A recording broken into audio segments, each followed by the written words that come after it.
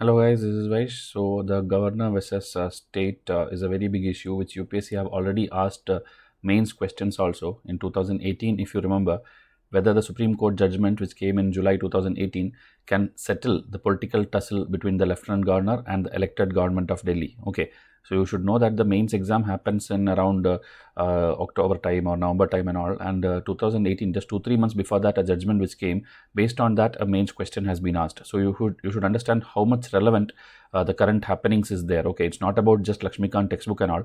You have to study everything which happens in the news. Now in Kerala also, the governor versus the chief minister, or the governor versus the state, you can tell, a long battle is going on. Okay, so now even judgments have come out, not only in Kerala, in Punjab, in Maharashtra, many places it's happening, because the governor is usually not an elected person. He is appointed by the center, and then the center or the president, you can tell, and the state is it's an elected thing. So they both will have obviously a difference in opinions, and when they pass a bill or something, the state, the governor will not give assent to it. He will simply hold it, and such issues will come. Okay, and political things also will be there, like one is BJP and one is CPIM. So that differences will be there. So they both will try to oppose each other. Okay, so we'll see trying everything in detail. Today 3 articles are there. All 3 are polity and very, very important, and UPSC questions are like guaranteed to come from this area. Okay, so please watch till the end. And if you are a pack 4 or pack 5 students, already you would have seen many questions in our mains test series and all, and now we are giving you special goodies also. As part of new year, we are dispatching a lot of gifts for you. So the laptop bag will be mostly the first thing to reach you, and then after that, in few months, maybe hoodies will come, and after that maybe some notebooks will come. Okay, these are practice notebooks, blank notebooks. It's not our notes or something. It's notebooks for you to write and practice. Okay, so here we'll try to give you, but you have to inform us, okay, whether your complete enrollment is done, all your installments are done, and you are a full-time student who's studying from Vaishya IAS in prelims and mains format. Okay, if it's only prelims or only mains, you will be considered in the next phase of this dispatch. But initially we are giving to the prelims plus mains students, no matter which year you are. Okay, even though you even stopped UPSC preparation, but once upon a time you were part of us in the full enrollment, you will also get it. Okay, and now also you can enroll to the test series. Pack 1, that is a prelims only pack, is available now for the upcoming prelims, and for 2025 the prelims plus mains is there. For either of them, you have to contact in this particular WhatsApp number. Okay, so if you see the editorial, if you see, this is the Parliament security breach. This a bigger article is there in another paper, so that I'll discuss in another day, and now we don't need it. And here the Governor Kerala thing, the same thing is discussed here. Okay, governor versus legislature. So this we'll discuss in detail. And then in Maoist areas, that is, Chhattisgarh, now elections happened. So there, even now Maoist areas are there where people don't go out to vote because they listen to the Maoist leader, or maybe they're afraid of the Maoist leader. So that related some things about Chhattisgarh and Jharkhand we'll see. And here anti-defection law, very, very important. In both prelims and mains, questions keeps coming. So these 3 we have to discuss. All are polity. Okay, and here it's some audit related stats, not important. Here Andhra Pradesh local politics. Okay, so we will discuss 3 articles in detail. That's why please watch till the end. Okay, don't skip today. It's very, very important. Okay, and WhatsApp channel also we have. There you will get daily updates on certain video links and all. So you can come and WhatsApp again in the same number. I will tell you how to join the channel. Okay, current affair packs also, as I told, whatever is happening in the news from 11 national newspapers, I cover it in here in the form of question and detailed answer. It's not just like answer key, it'll have detailed answer explanation. So try to enroll to it and clear the exam this year itself. Okay, don't delay by following incorrect sources. Okay, this is the WhatsApp number. And foundation, please don't skip. Many people directly ask for spectrum links or this Lakshmikant and many other things and all, NCRTs. Without foundation, no matter how many textbooks you study, you will not pass UPSC. Okay, that's our guarantee. You will think like we are simply bluffing or something, but you will, when you fail, you will realize. So better don't fail. Watch it now itself and do the right thing. Okay. So first itself, before going to this governor's bill assent, okay, we should see the articles related to it. So there is Article 200, Article 213, Article 254. So certain articles are there, which is maybe you don't study much, or you don't see it in your textbooks and all too much. Okay, because you usually study only the first fundamental rights, fundamental duties, DPSPs and all. You don't study these other state related articles in specific. So you should know that Article 200 is the one which is deciding about the bills which pass in the legislative assembly. Okay, when like in center we have Lok Sabha, Rajya Sabha and all, they pass a bill and then they give to president for assent. In the state also, if there is a legislative assembly and legislative council, both of them has to pass the bill by a certain majority as per what kind of bill it is, and then you have to give it to the assent to the governor. It is presented to the governor. So governor, what should they do? They should declare that he gives assent to the bill, or he will withhold it, or he reserves the bill for the consideration of the president. Okay, so in case he is withholding, what has to be done is written here. Okay, in Article 200, it is written that if you want to make any changes in the bill, okay, that time you should give it back to the house. Okay, you should return to the house, and then the house will one more time check it, and it's their choice whether to have with or without amendment, and again they will give to the governor. So second time when it comes to the governor, no matter whether governor is happy with it or not, governor should not withhold. Okay, they should give the thing. Okay, but still he has an option to give to the president for consideration. Okay, but there one clause is written. It's not like every bill you take and go and give to the president. You will do that only if that bill, in case it becomes a law, it will affect in a negative way the powers of the High Court. Okay, because president is in charge of the High Court and Supreme Court and all. In case the state bill, which these people are trying to pass in the state level, they give to the governor, and governor thinks that that will make some problem to the High Court, then he can give to the president. Okay, and about other types of bill, nothing is written. There's no clarity. So this loophole that governor can give to the president, okay, is being used by the governors in the different states, especially Kerala, Maharashtra, Punjab, and many places it's used, and so the states are not able to pass their bills. Okay, so that is what we are going to discuss. About money bill and all, it's a different thing. I am not explaining here. Money bill is supposed to be directly kind of passed and only one house matters. That's a totally different thing. Okay, so these bills and all, you have to study your parliament chapter and state legislative chapter. I am now just telling about the governor's provisions. Okay, governor, what he can do, which ideally he should give assent, but they are not giving assent, and that is the full issue. So now a judgment has come in November 10, 2023 regarding to the same thing happening in Punjab, where they have clearly told the Article 200 how you should read it. Okay, clearly as it is written there, you should not simply hold it with you. Okay, the governor may send the bill back to assembly, but after reconsideration when it comes back, they has to give the assent. Governor has to give the assent. Okay, but the commentators, D.D. Basu and other people are there who are polity commentators. They are telling that governor has his own choice. He can withhold it. Okay, in technical term, it is called pocket veto. Okay, pocket veto is like you are withholding assent when you are keeping in your pocket forever, and then you are not doing anything with it. And finally, it will die a natural death. The bill will die a natural death when the session gets over. So this is what the D.D. Basu is also telling. But the court has now told you should not keep like this. Okay, you should be sending the bill back to the assembly for reconsideration, and it is it's not the discretionary power of the governor, it is mandatory. And then after that, the governor should not withhold. Okay, because till now, okay, so there was a presumption that governor power to withhold was absolute, but judge is now telling it is not absolute. Okay, you have to pass the bill or you have to give to the president. So here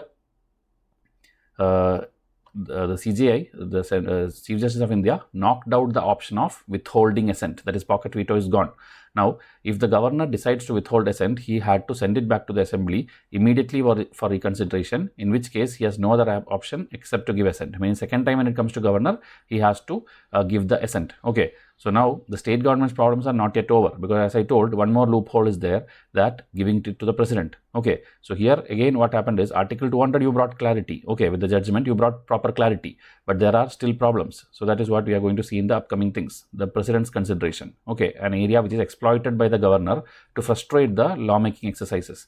So here, reserving the bill, in the Article 200 it's written that it's only like if suppose High Court, it's not written only, but it's written whenever the High Court's power is getting negated or something is happening, that time you should give to the president. The governor can give to the president for reconsideration. But other things what to do, that is not written. There's no clarity in Article 200, and that is why in latest judgment also this president related clause is not being discussed. So the governors will continue to use it. This is what Kerala's governor Arif Mohammed Khan did that day. Okay, he's like for the last 2 years he's holding 8 bills with him without passing. Okay, that means kind of pocket veto. He is not passing it also, he is not giving to president also, he is not reconsidering also, he is keeping it with him. So they are not able to pass the bill or implement of the bill. Okay, so this now, Supreme Court took up the Kerala government's petition. Immediately the governor gave assent to 1 bill. Okay, and the remaining 7 he sent it to the president. So again, now court has to look into this issue as well. Okay, one issue they solved, that is whether you can give assent or you can withhold or not, that they already told. But now whether you can give to the president every bill or not, that they are still to consider. So like that, Tamil Nadu's example they are giving. Each state example is not important for you, but one by one they are giving examples. Okay, so this giving assent, okay, it makes only an indirect reference to reserving of the bill for the consideration of the president in two places, meaning we are just analyzing the constitution, whether anywhere it's written that every bill the governor can give to the president or not. So only in two places it is kind of written in the constitution that governor should give it to the president or mandatorily give to the president. Which are those two instances? One is Article 213 and one is Article 254.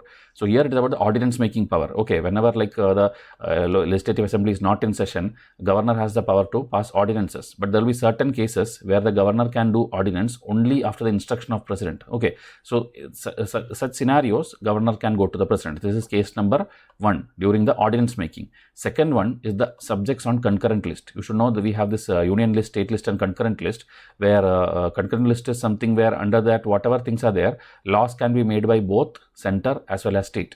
So some things, if suppose state is trying to touch a thing like forest, I think forests are under concurrent list. So if suppose state tries to make a law and immediately it is in negation to the existing central law, means center already has some law for forest and these people are trying to cancel it or negate it or offend it, something you are doing against it, that time the center one will get more preference, and those times the governor can consider the president. That bill can be sent to the president or reserved for his assent. Okay, so two clauses, one is ordinance time you can do, one is concurrent list is touched, that time you can do. Okay, but for the states matters and state bill and all, you cannot do. Okay, it would not be mandatory that you have to give to the president. So these basic clauses, it looks very simple, but in the exam hall most people get confused when these kind of things are asked, like whether governor can give assent, governor should mandatorily give assent, which are the places where governor can give assent. So this kind of things only in newspaper with examples when you read you get the clarity. Okay, because in polity Lakshmikant textbook you study everything but you cannot recollect because you didn't study it with examples, you didn't study it with case study.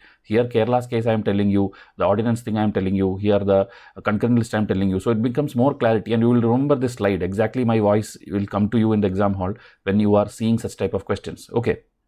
So as I told, for the state things you cannot do. State subject is state's own right. They can pass whichever law they want.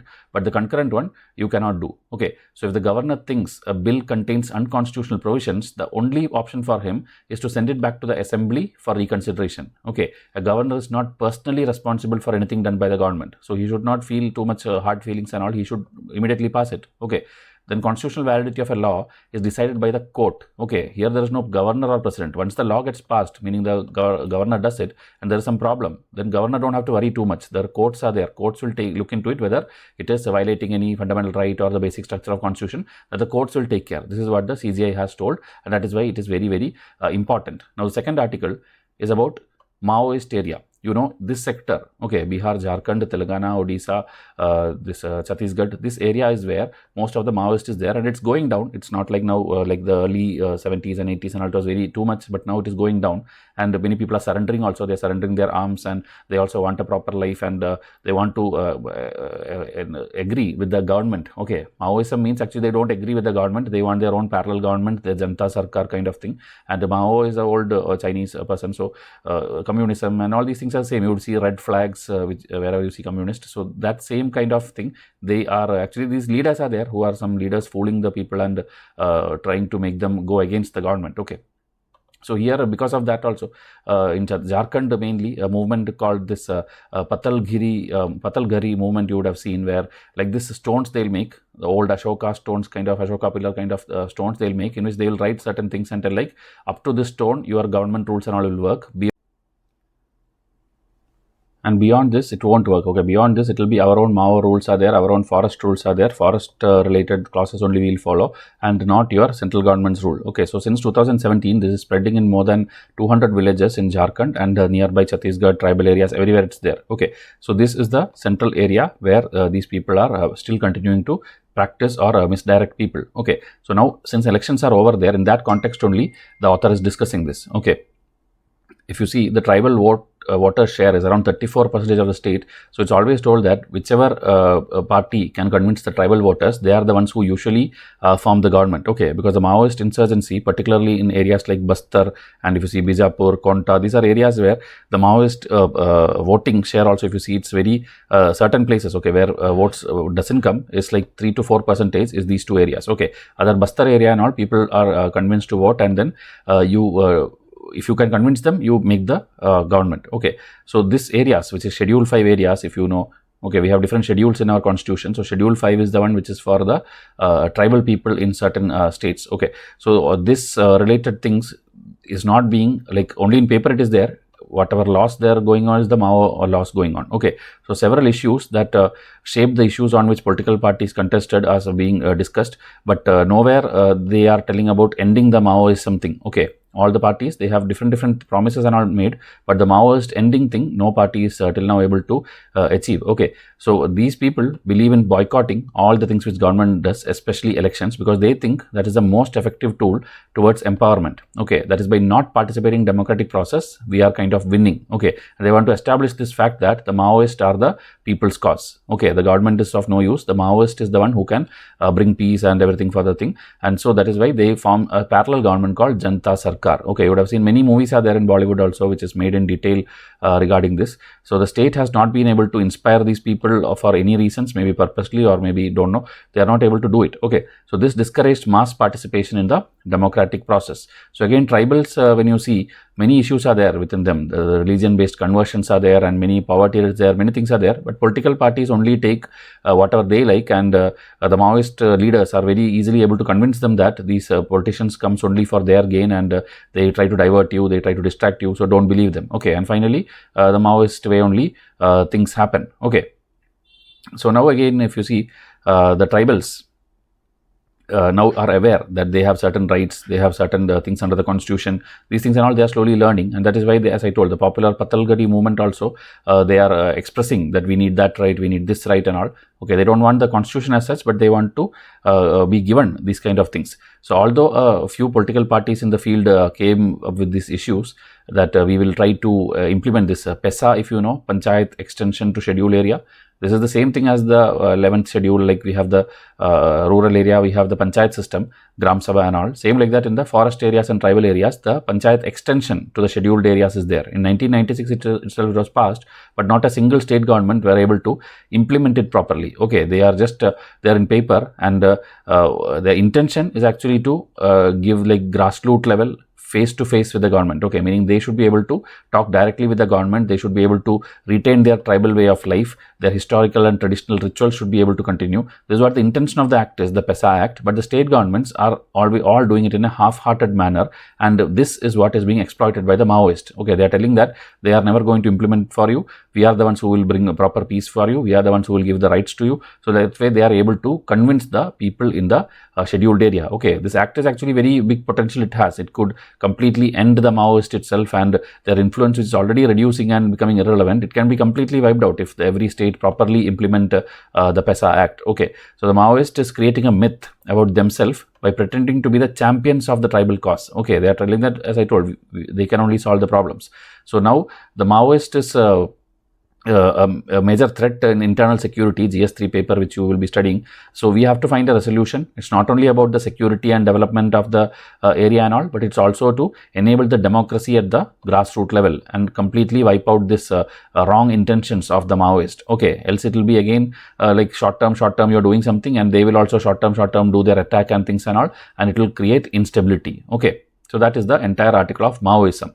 Now one more very important polity article. So today 3 articles we are discussing polity. Okay, so anti-defection, already prelims and mains both questions have come. As I told, there is like first schedule, second schedule, third schedule and all. There is this 10th schedule in which this was inserted, okay, by the Constitution Amendment in 1985, or the 52nd Amendment they have inserted. That is actually when a person leaves a party and jumps to another party, that is called defection. Okay, simply if you keep switching parties, then it will not be a stable polity which we will have. So according to the law, if a member of a parliament or a state legislature gives up his membership, okay, voluntarily, of a political party, or votes against, meaning if the party leader tells, okay, everybody should vote yes for something, you all should vote actually. Instead, if you vote no, then also you will be disqualified. So in 1985 Act, allowed 1/3 or more of the elected members of a party to merge with another party without being disqualified. Meaning, I'm telling a lot of disqualification clauses, but an exception is also there. This in the next slide I will explain you in detail if suppose 2/3 of the people, okay, earlier it was 1/3, if you see here 1985 it was 1/3, and then in 2003 they amended and made it 2/3. That is, suppose there is a party, there are 100 people, in that 2/3 people, okay, 2/3 of the count of that party members, how much ever it is, that people decided to break away or merge with another party, then you will not be disqualified. Okay, so that was given so that in case there is an ideological difference and all, that can be done. So that merger is allowed without being disqualified. Okay, same like that one splitting thing is also there, that also in the upcoming slides you will see. So law has been criticized for impinging on the rights of elected representatives to take a position different from the party. As I told, if the party leader tells something, everybody has to vote yes. But what if within the party you felt like my ideology is different, I want to vote no for this. So you cannot do. So it's actually the rights of your right of the representative to take a position different from the party is being impinged. So that is why this has been criticized. Okay, so this has not been very effective also in curbing defections. And the final call of who will be deciding all this is the speaker. That is also a problem. I will tell you soon why it is a problem. Okay, so 1967 general election, party hopping MLAs had to be led to the downfall of several state government, meaning many people before the defection law came were jumping parties one after the other, and because of that many people were losing power in different states. So because of that, anti-defection law, that is the 10th schedule, was inserted. And then here if you see the grounds, voluntarily you are resigning, you are disobeying the party stand, then suppose you are a nominated member, okay, not any party, nominated member, then within 6 months actually you should join some party. If you join after that, after the expiry of 6 months, then also you will be disqualified. Okay, so here this is a nominated member. Say like an independent member, he should not join any party. Okay, that is also there. So like this, exceptions, as I told, the Lok Sabha speaker or the Rajya Sabha chairman and all, they have exception because they may maybe leave the party or other things and all. That doesn't matter. A member who leaves party again due to a merger agreed by 2/3 members, okay, that is exemption. You can, if 2/3 members are there with you, then you can actually go and merge with somebody else. Okay, earlier it was 1/3, now it became 2/3 after the 91st Amendment 2003. Now the decision making authority, like I told, okay, decision making authority, which is referred to the speaker. Okay, the speaker is the one who will decide. Now suppose today's context you take, there is this BJP, okay, who has almost everyone there, full power is there, and this Congress. Nobody from BJP will want to go and join Congress. Okay, that is common sense in today's context. But many from Congress, because they want to be in power, they will feel like coming to BJP. Okay, so when they come, okay, suppose it is not 2/3, suppose it is not 1/3, the count, something mismatch, something wrong happened. Okay, ideally they should be disqualified. Ideally they should be disqualified. But who is the deciding authority? It is the speaker. So speaker will be always from the BJP only. Okay, speaker, Lok Sabha speaker is from the BJP. So they will not mind, right? They will not disqualify. They will feel like anyway some members are coming here. Why should I care? I will not disqualify. So that is the disadvantage of having speaker as the authoritative power. Okay, in this context of Indian polity. Okay, so now advantages are there. Greater stability will be there. Many people will not jump out of the party. Loyalty of the candidates can be ensured. Then the mergers, unwanted or this thing won't be there. So help reducing the corruption political level because you will not take money and jump parties. Like that, advantages are there. Okay, but issues I told you. One is that personal, individual decisions cannot be taken. You have to always stand with the party. Then you cannot...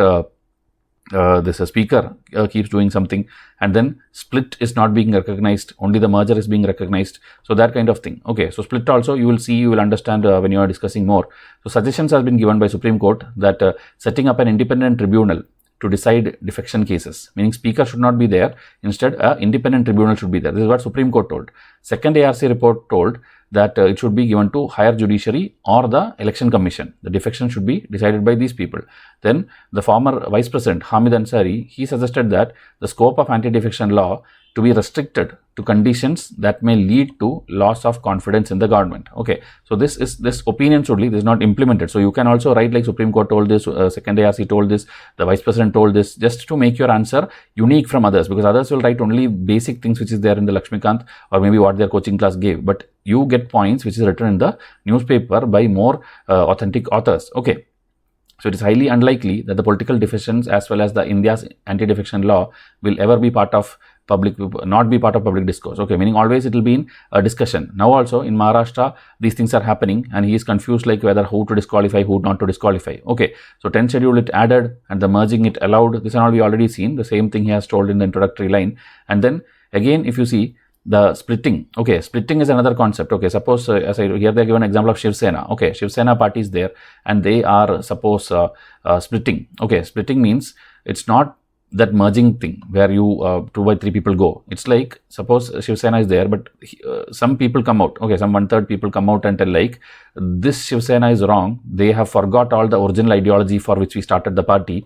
We are the real Shiv Sena. Okay, so they will name it something like Shiv Sena 2.0 or Shiv Sena A, in bracket A they will put. Okay, in Kerala and all such many parties are there, CPIA, CPIM, CPIC, like that, Congress A, K, J, like that, different letters will be there in bracket. It's because they are splitting. Okay, they're splitting and telling we are the real party. So that doesn't lead to disqualification, because disqualification is when you break away from the party. Here it's not breaking away. You are telling we are not breaking away, we are the party, they are not the party. Okay, so it's a new kind of twist kind of thing which is not written in the anti-defection law, and this kind of splits keeps on happening, and finally these split people will join alliance with suppose BJP or alliance with Congress and then give support to them. Okay, so this nothing can be done under anti-defection, and this is happening. This is happening across India in multiple parties. So Shiv Sena and NCP's example they have given here, and they are telling like in the last 10 years, whether it's Madhya Pradesh, Manipur, everywhere defections have happened or defections have been cancelled. So like this, everywhere these things are happening. So now all these studies what we are reading now is done by Vidhi Center for Legal Policy. Okay, they have done this study, and they have done UP studies, they have done the Haryana studies, they have done Samajwad Party and many parties. Example, this and all is not important for you. They are just giving case studies. Okay, all these like 37 MLAs went, 20 MLAs went, 30 MLAs went. So they are blatantly mocking the anti-defection law. Okay, by doing this split concept, they are mocking the anti-defection law. Okay, so this was visible in Haryana also in between 1989 to 2011. Some of these splits and mergers happened in quick succession, that is sometimes even within a day. Okay, like morning to evening, you will see like the party which started in the morning is not what is the shape in the evening. Okay, by that time the full party structure has changed. So these kind of things are going on happening, and these provisions in the anti-defection law has become a tool in the hand of political parties to defeat the object of law. Okay, the loophole, they are making use of it, and this all leads to speculation that whether our polity will go fine or not. So you have to obviously fix it. To fix it, the first thing or main thing they're telling is the merger thing also should be deleted. Okay, this merger, splitting, everything should be completely avoided, and anything they do out of party lines, they should be disqualified. Okay, no such provision should be there in the anti-defection law, which allows the opposition to simply bring down democratic elected governments. Okay, simply you will tell I am going off, I am the real party, I am the merging, I am this thing. You will keep doing this thing, then there is no purpose of this 10th schedule. Okay, so all the problems, all the ailments of 10th schedule should be cleared by first avoiding this merger exception which is given, and after that more steps has to be taken. Okay, so this again when more and more articles comes you will understand, and this is enough actually. Whatever I discussed is enough, and I hope it made sense also. Okay, still didn't make sense means read the Lakshmikant first and then again watch this article. Okay, so I expect all the students who need the laptop bags and hoodies have messaged me, Pack 4 and Pack 5 students in particular.